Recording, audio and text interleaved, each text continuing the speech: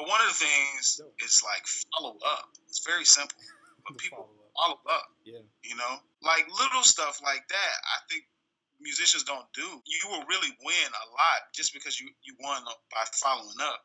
Like if you call or talk to a promoter or booking agent or whoever, you know, who handles booking for something, and you're trying to get your band involved, and you talk to them on whatever the first day you contact them, and they say, "Hey, you know, if you get them, because 9 times out of 10 you don't get them, but if you actually get them on the phone, like, hey, thanks so much for calling me.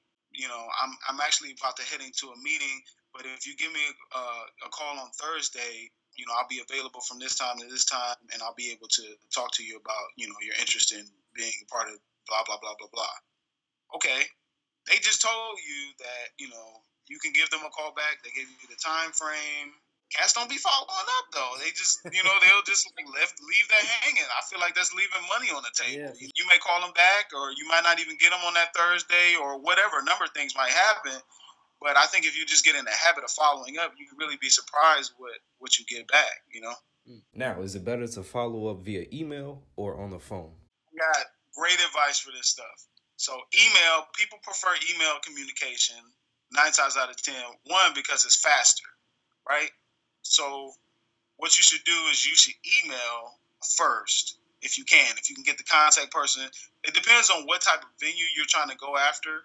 But because you might have to initially call just to find out who is the person that you need to talk to and get that person's email. So if you have to do that, or you have somebody do that for you, do that, but then reach out to them via email, and only reach out, I would say, only reach out to people from Tuesday to Thursday. Those are like the best times, because Monday, they're going to be inundated with everybody in their inbox. They're just getting back into the office or just getting back started with all the tasks they have. So they're not going to be really receptive to whatever you're trying to pitch at them or sell them or promote.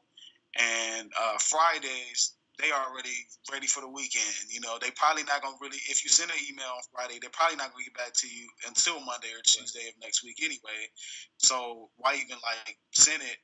Then you risk the chance of you sent it on Friday afternoon, and then so did other people, and so your email gets buried, you know, by the time they check their emails on Monday, and so they might not even hit you back just because it got buried, you know.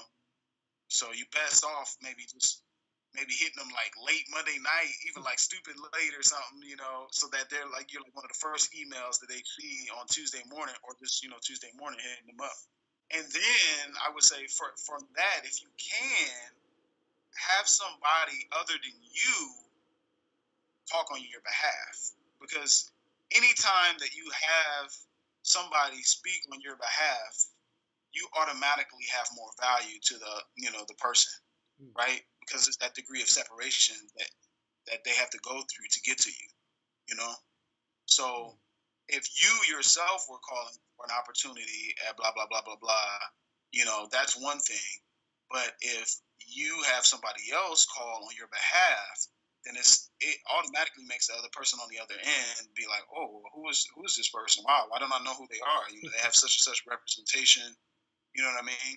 You know, because the other thing too is, like, you may have certain hangups about your value that you can offer, right? But if somebody's talking on your behalf, they're not going to have those same hangups for you. They want to do you, and especially if you're paying them, right? Yeah. They're going to work to get you the most money possible. So if somebody might ask, well, how much would you charge to bring your band in to do such and such?